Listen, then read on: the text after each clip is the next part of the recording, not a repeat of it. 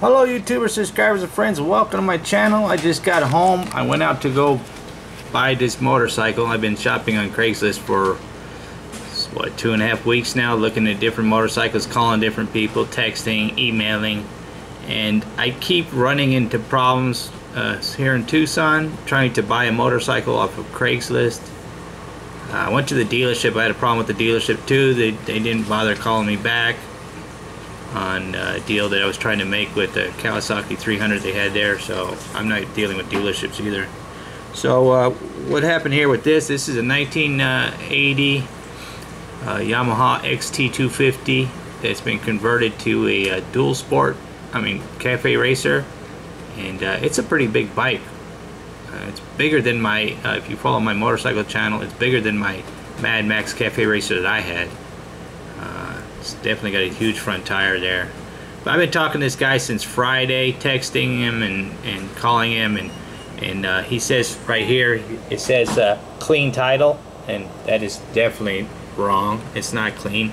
I drove 45 miles one way to go buy this bike. I was ready to buy it, took all my gear with me. I was going to ride it home. The chain is about freaking 4 inches too long, and so it's flapping around when you try to ride it.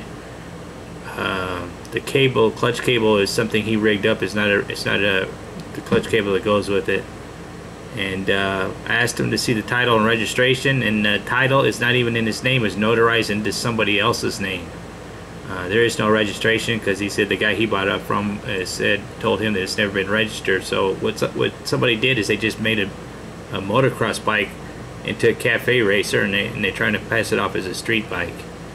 And I told him I can't buy it because I have to be able to register it and put the title in my name, and it's never been registered because it's a dirt bike.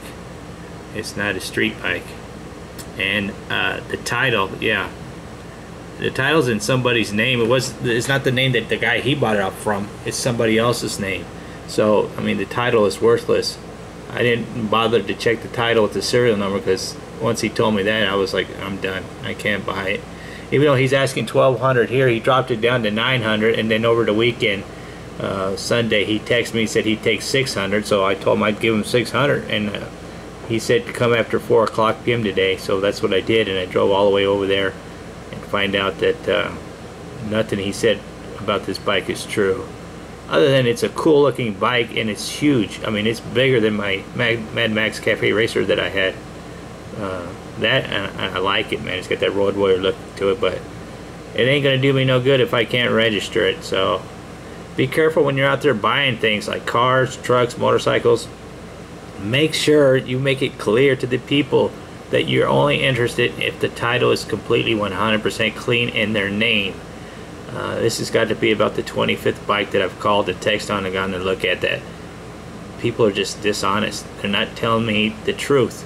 And I'm going out to see these bikes, and it's getting frustrating for not only me but my kids and family, having to drag them along with me.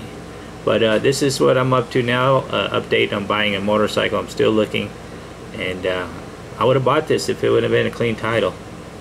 But there you have it. Hit that like button if you like this video. Click the subscribe button. Don't cost nothing. It's free. If you take time to leave a comment, I'll take time to respond to your comments. And thanks for taking the time of your day to watch my videos. And I'm going back looking on Craigslist for more motorcycles. I'm going.